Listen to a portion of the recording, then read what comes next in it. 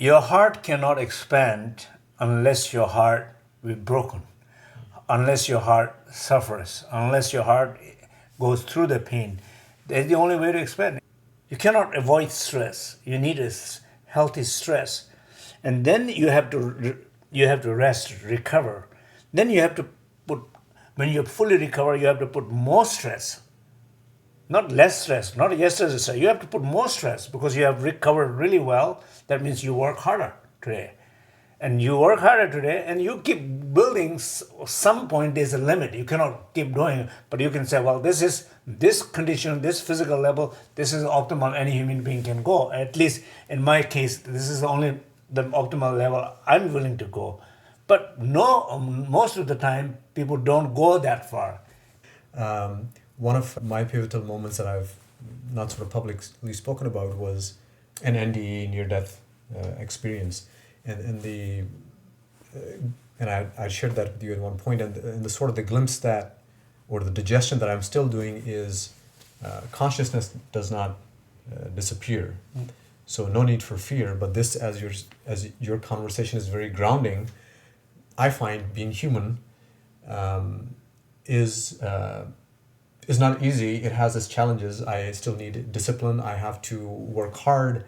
And as a seeker, as someone who's on the path of transformation, connecting to the last thing you said, I feel like I have to be open to my heart being broken continuously because of the pain and suffering that could be present in the world. And yet, I'm also realizing simultaneously, I feel like I will always be an eternal optimist. Sure, absolutely. I mean, your heart cannot expand unless your heart is broken, unless your heart suffers, unless your heart goes through the pain. That's the only way to expand. If you look at the simple matrix, like if you like these kind of devices, it tells you two things: recovery and strain. So how you build strong body? It's not necessarily like people are building the body and just the pumping out. That's not strength necessarily. Health, sometimes it's unhealthy to go beyond too much of that, right?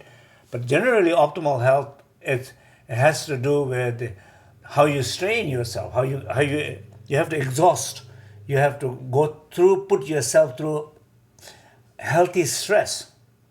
You cannot avoid stress. You need a healthy stress, and then you have to rest, recover.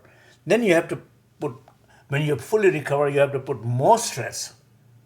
Not less stress, not yesterday's stress. You have to put more stress because you have recovered really well. That means you work harder today.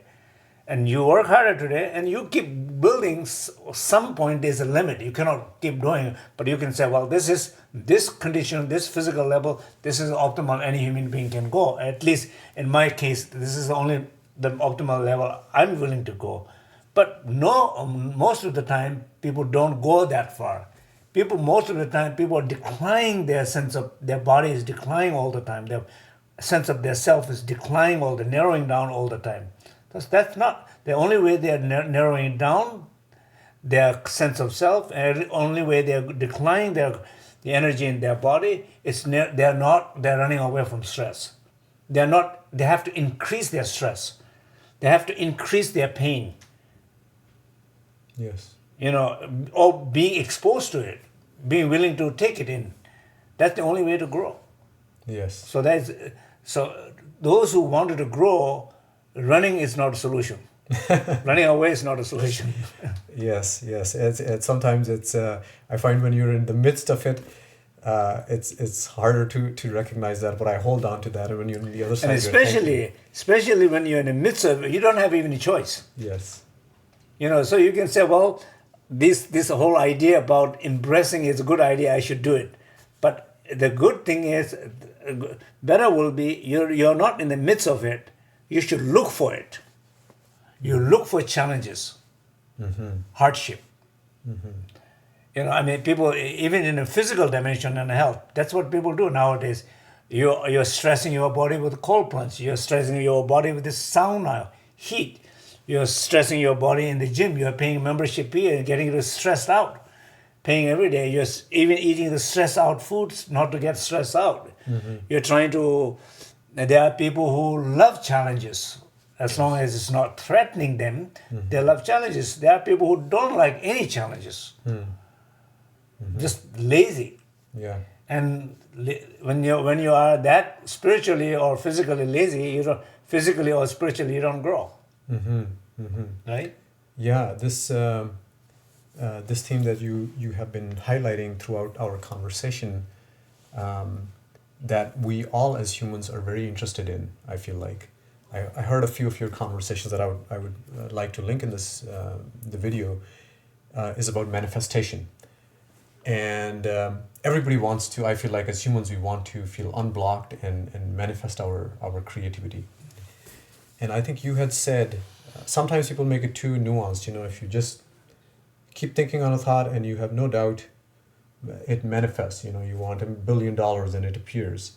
And I feel like that it's more, there's truth in that, but it's more nuanced as to our karmic readiness, our astrological nuances, and our own ripeness.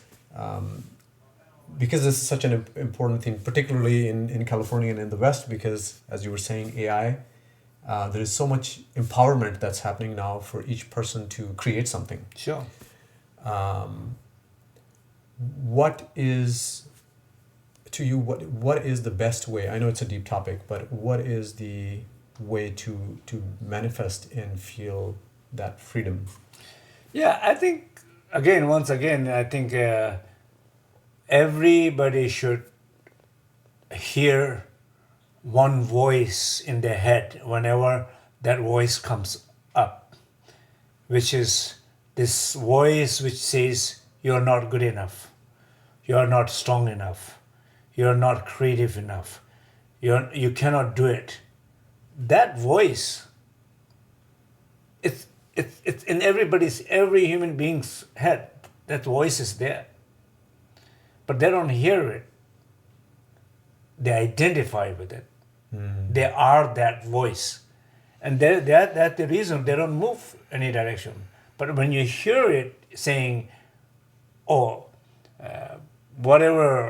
the creative, something that you can do, whatever the life gives you, open up a new door, and open up a new opportunity, a new job, new relationship, new project, whatever comes up.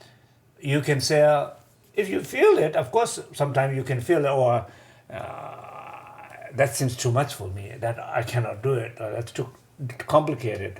At least you can say, you hear your voice saying, okay, I'm saying that. And maybe that is complicated for me. Maybe that is not complicated more for me. Maybe I will take my time to think about it. At least these are conversations you're having with that voice. Having those kind of conversation is the beginning of a door of creativity. But when you don't have any of these conversations with yourself, and especially with your limitation, then your limitation is you. How do you know that? Because nobody's talking to it. There's no conversations happening, because identity, when you're identifying with it, you don't see it, you don't feel it, you don't talk with it.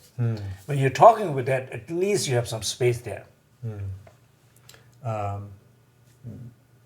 In my own self-reference, what I find myself is that it shocks me as to how abundant the cosmos is, that I don't have the capacity to guess how something will happen.